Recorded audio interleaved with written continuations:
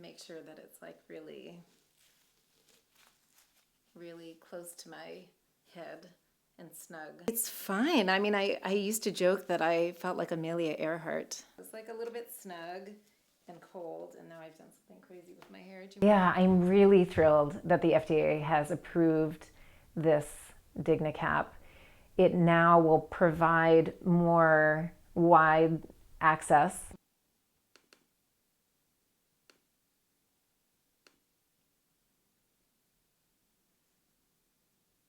I lost some hair, but for the most part, I had a full head of hair.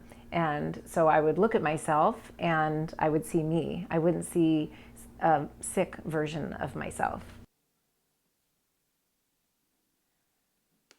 It would be difficult for me to look in the mirror and be reminded all the time that I had cancer.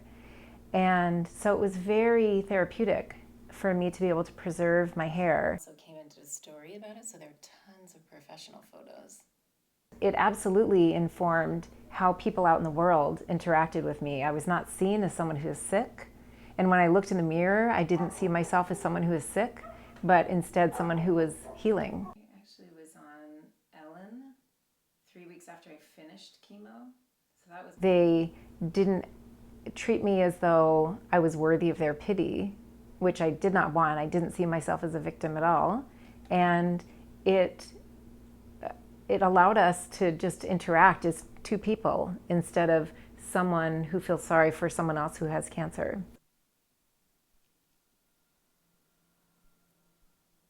For people who are interested in preserving their hair, I absolutely would recommend that they try the system. I found it very tolerable, and for me it was overall a very good experience.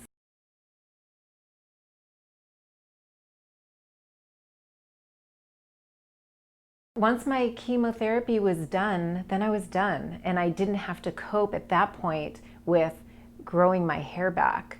And I know a lot of people who really experienced some trauma once they were finished chemotherapy, and then they would look in the mirror and just be reminded over and over again of the cancer that they just treated, but now they had this vestige of healing that still needed to happen.